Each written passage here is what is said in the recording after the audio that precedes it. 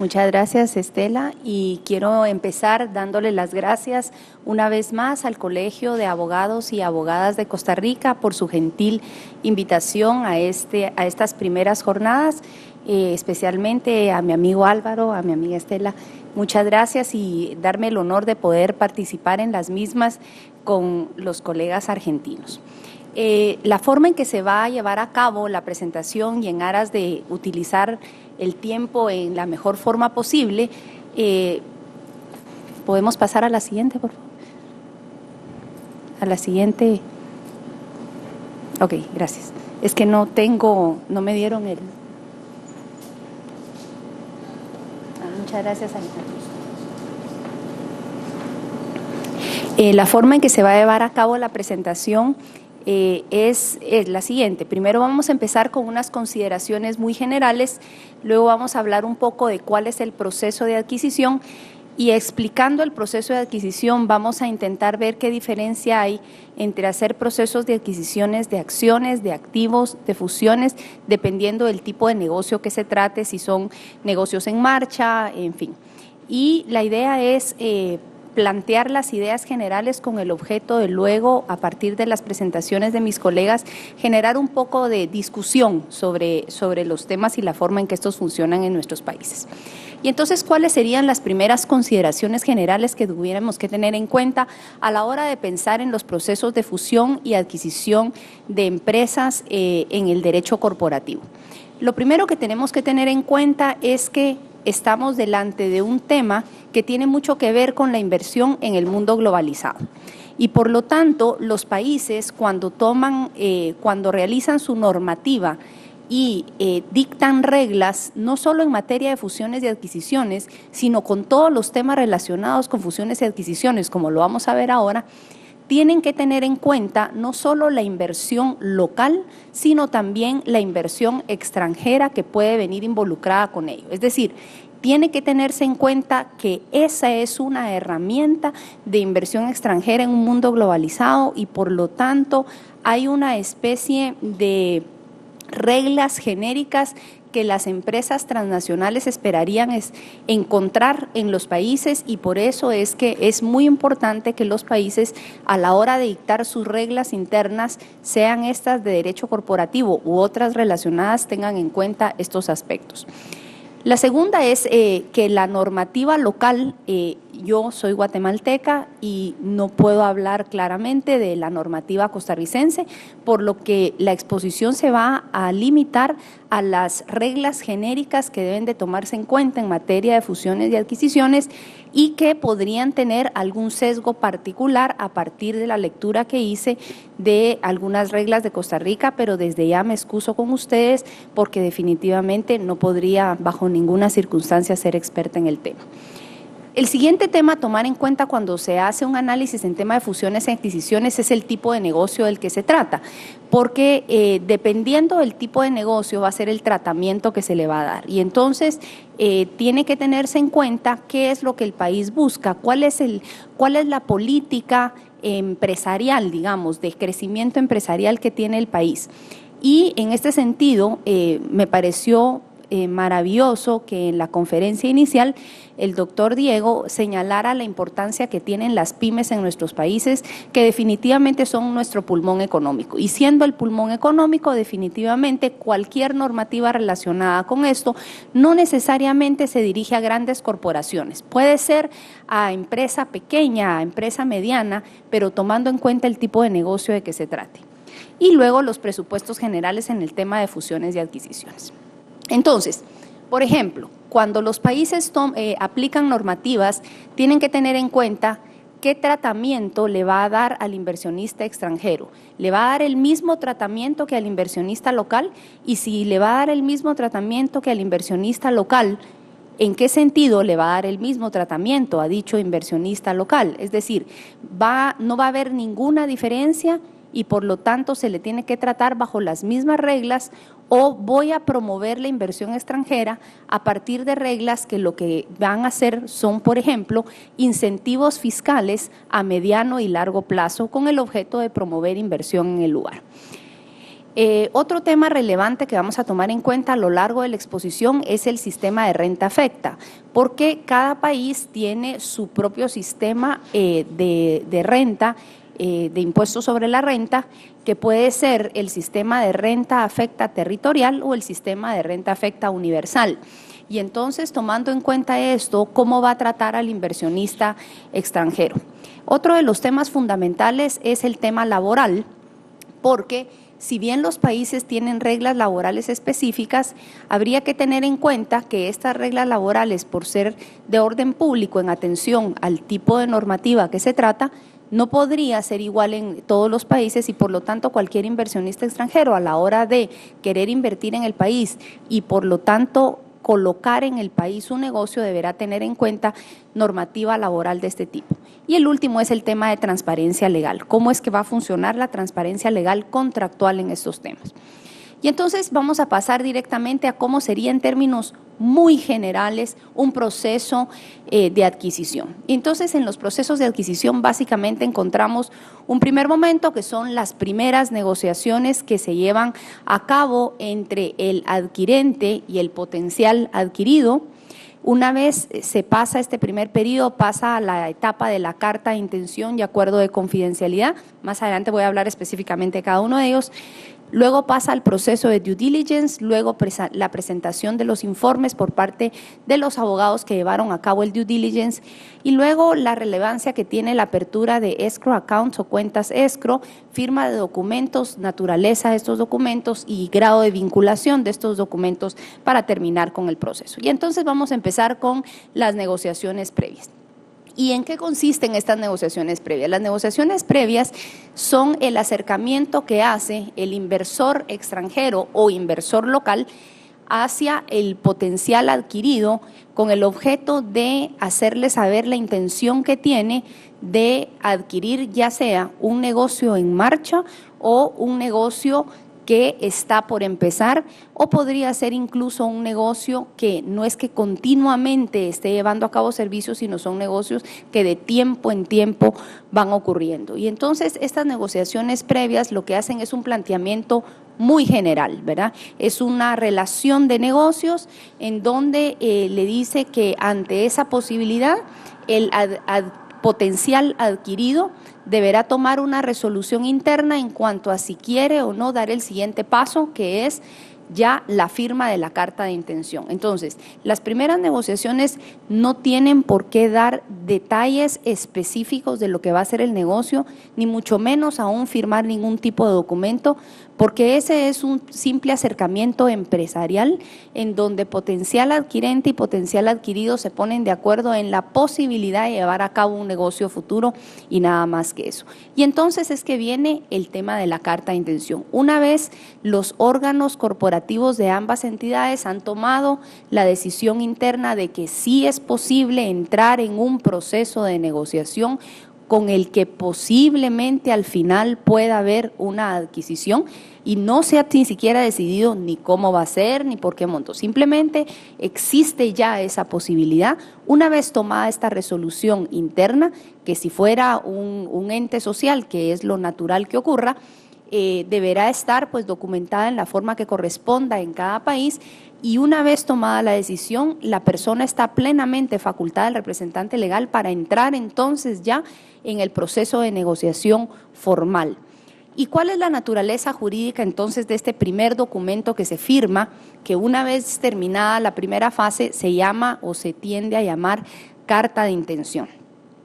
La naturaleza jurídica de la carta de intención es en realidad ser un primer contrato, ¿sí? Es un primer pacto que se da entre potencial adquirente y potencial adquirido con el objeto de establecer los términos y condiciones generales del proceso que viene. Eso es lo único,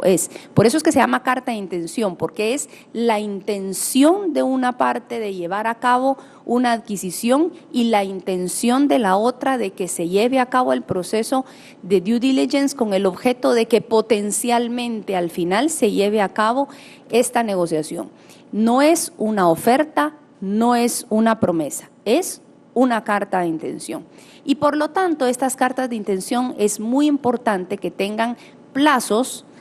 razonablemente abiertos, mas no pueden ser completamente abiertos, porque imagínense, el potencial adquirido no podría quedar a merced del potencial adquirente al paso del tiempo. Tiene que haber un plazo razonable en el cual se establece qué periodo de tiempo razonable consideran que van a tomar en cuenta, que se va a llevar a cabo para el proceso de due diligence, para la presentación del informe, para el análisis de datos que salgan como consecuencia del due diligence, para al final entonces sí presentar la oferta correspondiente.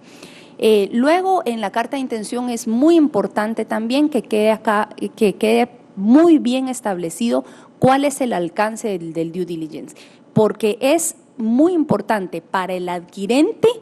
o el potencial adquirente saber hasta dónde va a poder llegar en el proceso de due diligence dependiendo de lo que encuentre, y es muy importante para el potencial adquirido saber qué tanto tiene o no que enseñar como consecuencia de eso. Y ahí es muy importante que los abogados de ambas partes estén muy claros en la redacción de estas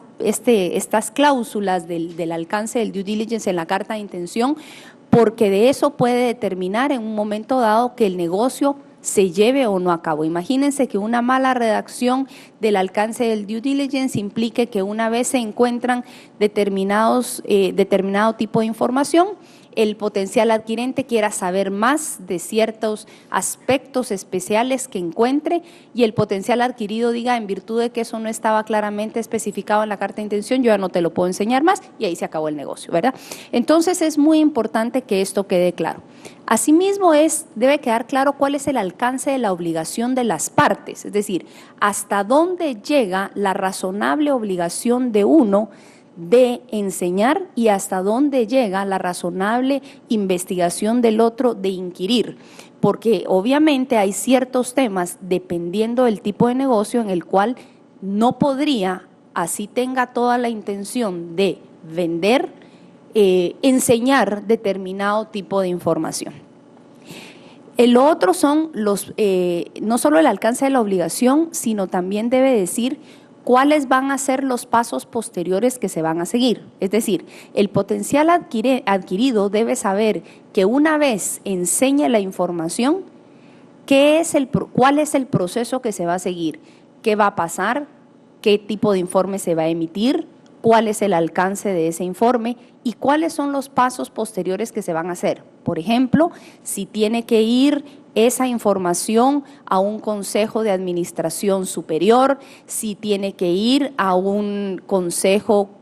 comprendido por un grupo corporativo que debe tener la aprobación de un porcentaje de sociedades del grupo corporativo. En fin, dependiendo del negocio y de la magnitud del negocio, podrían cambiar los procesos posteriores, pero estos procesos deben de quedar claros, porque si no el potencial adquirido puede sentir que el potencial adquirente está alargando los plazos y a todo esto él ya le enseñó toda la información. Entonces tiene que haber total transparencia en cuanto una vez se termina el proceso de due diligence, el potencial adquirente se compromete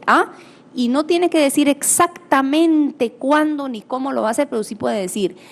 en un plazo no mayor de 2 meses obtener todas las autorizaciones internas necesarias de acuerdo a su estructura corporativa para tenerle una respuesta a la oferta que se presente. Por ejemplo, eso sería algo que razonablemente el potencial adquirido tiene claras las reglas del juego en cuanto a cómo va a ser el proceso posterior.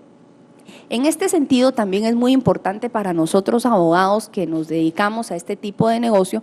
es que en esta carta de intención quede claramente establecido quién es el despacho, y no solo el despacho, sino los abogados responsables del proceso de due diligence. Porque hay procesos de due diligence más sencillos, pero hay procesos de due diligence más sofisticados. Imagínense el tema de tener que entrar a un data room donde se tiene que entrar solamente por password, donde la forma en que estos cuartos de datos están estructurados de tal manera que se sabe quién entró, en qué password, en qué minuto, en qué segundo. Cuando a uno le dan el password, lo hacen firmar un contrato en el cual uno se hace responsable del uso del password que se va a dar en virtud de lo delicado de la información que se encuentra dentro del data room.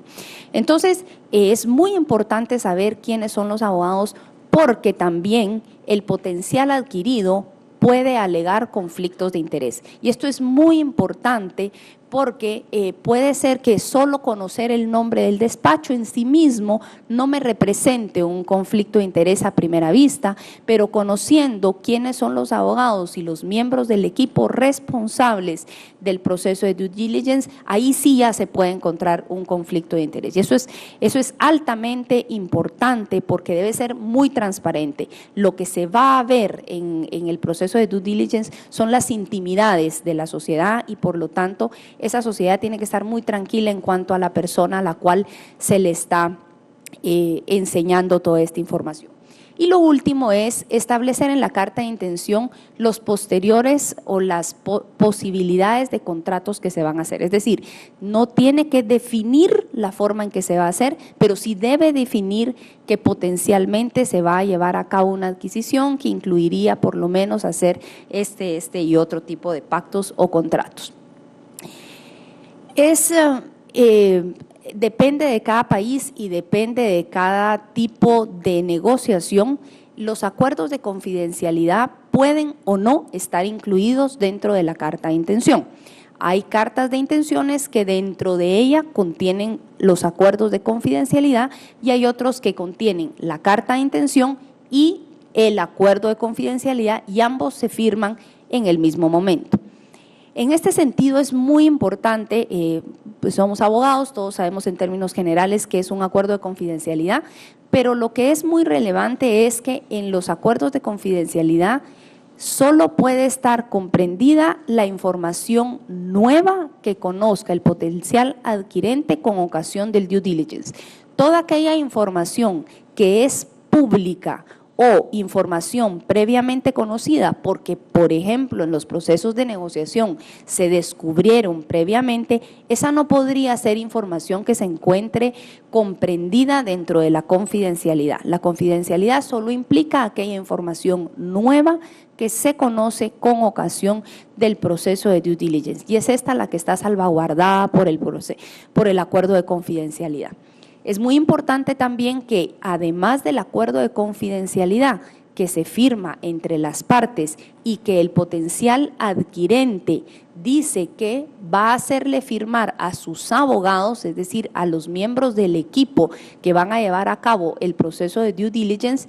allí también deberá decir algo así y además deberá firmarse un acuerdo de confidencialidad entre los miembros del equipo del despacho que va a llevar a cabo el due diligence con su cliente, porque ellos tienen que asumir la responsabilidad de que no puede haber ningún tipo de fuga de información a partir del proceso de due diligence que se está llevando a cabo. Y entonces, una vez ha terminado estas etapas, empieza el proceso de diligencia en el cual se hace la investigación de la o las sociedades objeto de adquisición dependiendo del tipo de negocio de que se trate. Y como les decía, esto puede ser desde más sencillo a mucho más sofisticado dependiendo del tipo de negocio y dependiendo del tamaño del negocio de que se trate. Entonces, puede ser que nos encontremos ante data rooms en el cual, pues como les digo, puede ser mucho más sofisticado, como por ejemplo acceder a través de un password. Muchas veces esta entrada a través de password tiene incluso tiempo limitado. Si usted deja abierto el computador y no está indagando en cuanto a los documentos que ve, automáticamente se le cierran las sesiones. Es decir, hay una serie de medidas que las propias software de los data room han establecido con el objeto de crear seguridad a la información ahí contenida. También hay veces que dependiendo del tipo de negocio, estos data rooms están divididos por áreas y, por ejemplo, solo el abogado encargado del equipo del área laboral podrá entrar al data room en materia de temas laborales, solamente el abogado responsable del área fiscal podrá entrar al data room con el objeto de no develar la totalidad de la información a todos. Esto puede pasar también, o a veces si es mucho más pequeño, no es necesario entrar a data rooms tan sofisticados, pues bastará con que se autorice a los abogados a que se le entregue toda la información que ellos requieran a partir de listados previamente establecidos. Y ahí también hay que tener mucho cuidado como abogados, porque si la carta de intención dice que se entregará la información que el abogado requiera. Tenemos que ser muy cuidadosos en esa lista primera que hagamos, porque si se nos va algún detalle y como consecuencia de la investigación nos damos cuenta que hay que pedir otra información y no se redactó de manera amplia que quedara esto abierto, el potencial adquirido podría decir que él no enseña esa información porque no le fue requerida y en la carta de intención eso no era lo que se le pidió. Entonces hay que tener como mucho cuidado para la hora de redacción esta cosa. Y en este sentido, ¿cuáles son las contingencias más importantes que se pueden encontrar cuando se hace un proceso de debida diligencia? Estos procesos, obviamente, además de ver qué tipo de sociedad es, qué capital tiene, si las acciones están bien, esto es como que lo muy básico en materia corporativa. Las más relevantes que tiene que tener en cuenta el abogado, por lo menos el jefe de equipo, es, primero, el tema del pasivo laboral. En nuestros países puede ser el elemento que cambie o no si se lleva a cabo una negociación. Es decir, no es si la sociedad está ordenada, si tiene todas las acciones. Ese tema es, si a mí me van a adquirir, es altamente probable que estoy razonablemente ordenado en ese sentido. Pero el tema del pasivo laboral es fundamental. Incluso hay negociaciones en las que me ha tocado participar en el que en la carta de intención, a partir de las negociaciones previas, el potencial adquirido se puso de acuerdo con el potencial adquirente de que, sin perjuicio de todo lo laboral que pudiera ocurrir, se ponen de acuerdo en un monto previamente establecido como potencial pasivo laboral y ese ya no se va a ser objeto de ninguna negociación y no podría ser objeto de ninguna contingencia posterior. Imagínense ustedes lo importante que eso puede ser, incluso un monto que se puede restar del monto de la adquisición, porque es fundamental a la hora de tomar en cuenta una negociación de este tipo. Luego las contingencias fiscales, por supuesto, y las contingencias procesales que puedan estar involucradas, ¿verdad? Y entonces vamos a entrar ya, cuando se está haciendo este proceso de due diligence, va a cambiar mucho dependiendo del tipo de adquisición ante la que estemos. La primera es, ¿qué pasa si estamos en un proceso de adquisición de acciones? Si estamos en un proceso de adquisición de acciones, lo que está ocurriendo es que el potencial adquirente lo que quiere es utilizar el vehículo corporativo preexistente con el objeto de simplemente montarse sobre él y al montarse sobre él ser el principal accionista, sino el único accionista. Eso va a depender. Un buen ejemplo de eso, pues ustedes lo vivieron aquí en Costa Rica, lo vivimos en toda Centroamérica, la adquisición de Walmart, ¿sí? Ese es un excelente ejemplo. Se utilizaron los vehículos preestablecidos y se fueron adquiriendo las acciones a partir de pactos previamente establecidos en la forma de la adquisición. Y a la hora de hacer un proceso de adquisición de acciones, aquí sí el alcance es mucho más grande, el due diligence, porque el vehículo preexistente va a ser en el cual se va a montar el potencial adquirente y por lo tanto él se queda con todas las contingencias preexistentes de dicho vehículo corporativo, que puede ser una o varias sociedades, dependiendo. Y entonces aquí, por lo tanto, cualquier contingencia fiscal preexistente, sea que ya existan juicios en materia contencioso administrativo, reparos fiscales, o los que potencialmente pudieran existir a partir de la normativa existente o de políticas estatales en materia fiscal, todas esas deberá tomarlas en cuenta el potencial adquirente, porque desde el momento en que él se vuelve accionista, él es parte de esas contingencias y ahí también tiene que tomar en cuenta la normativa local en materia fiscal, porque hay países que hacen responsables a los accionistas por contingencias fiscales. Entonces, si hay posibilidad de alcanzar al accionista, aunque fuera una sociedad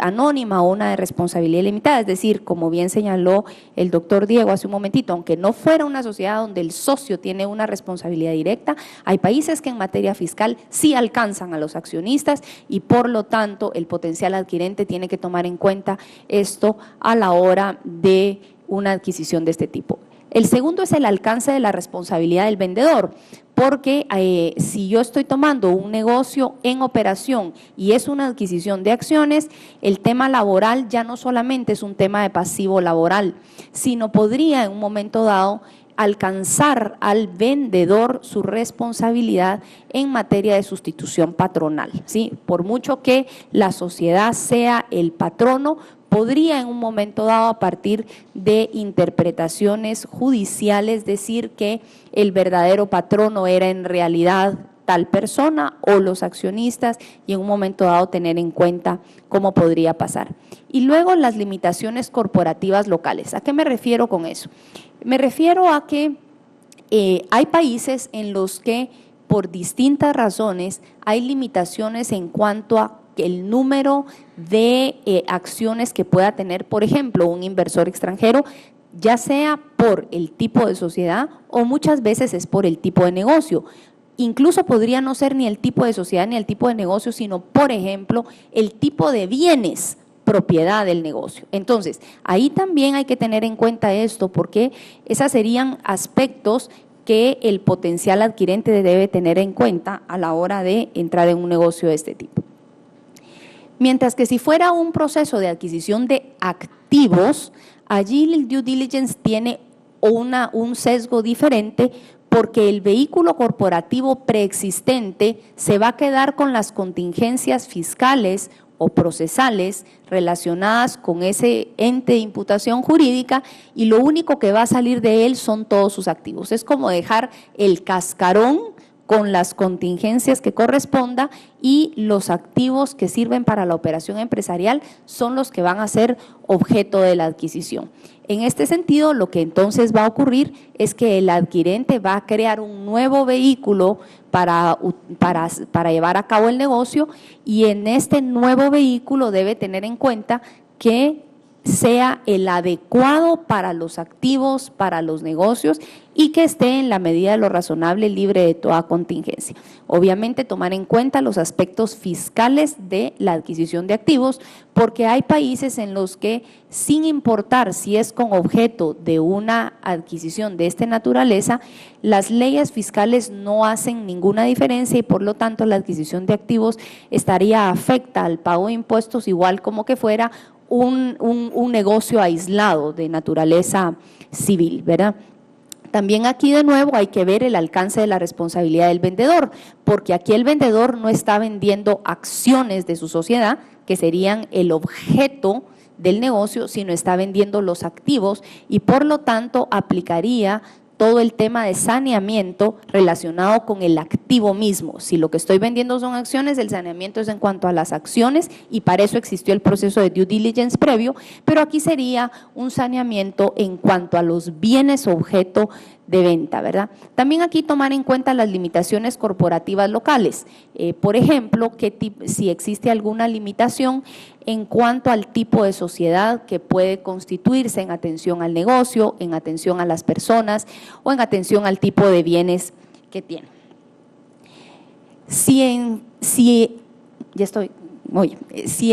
a diferencia de una adquisición de activos o de una adquisición de acciones, estamos frente a un proceso de fusión o escisión de sociedades, aquí básicamente lo que hay que tomar en cuenta son los aspectos legales locales.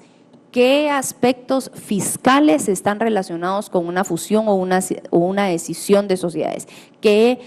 ¿A qué impuestos está afecto? ¿Qué responsabilidad acarrea o no y por cuánto tiempo el que es objeto de escisión? Por ejemplo, ¿cómo funciona, si es una fusión, el tema del control corporativo a partir de la fusión? ¿Quién va a tener el control? Y sobre todo cuando son fusiones con entidades más grandes, es altamente relevante qué pactos de accionistas están haciendo. Eso va a ser fundamental para llevar a cabo una buena negociación. Pero para los pactos de accionistas, que pueden sonar muy bonitos en la doctrina y como dicen y todo lo que podemos llegar a hacer, una cosa es lo que diga la doctrina y otra aterrizarlo muy bien a la legislación local, porque deben de tener claro el que se está fusionando, cuál es el alcance, la verdadera vinculación, pero sobre todo la ejecutoriedad de los pactos de accionistas. Y cuáles son los derechos que le quedarían a los accionistas minoritarios como consecuencia de eso. Por lo tanto, a la hora del abogado, termino en un minuto, Estela, de presentar el informe, esta información ha de ser, nosotros los abogados, altamente objetiva. Es muy importante éticamente que no pongamos ningún sesgo en el informe que hagamos con el objeto o con ocasión de un due diligence. Y este informe que demos, si es una adquisición de acciones, le tenemos que dar especial énfasis a los temas corporativos, fiscales y procesales, y además a los temas propios de los activos. Mientras que si solo es de activos, realmente el tema fiscal, procesal y corporativo es importante, más no el fundamental, pero los temas propios de los activos sí van a ser fundamentales. Una vez termina esto y si entráramos a un proceso de negociación, y lo podemos ver más adelante en las preguntas, sería muy interesante poder utilizar el escrow account como la figura idónea para llevar a cabo un proceso final, y luego vendría la firma de documentos, sean estos públicos o privados o documentos relacionados con los públicos o los privados, como por ejemplo acuerdos de accionistas parasociales, con el objeto de transparentar la negociación. Muchas gracias, Estela.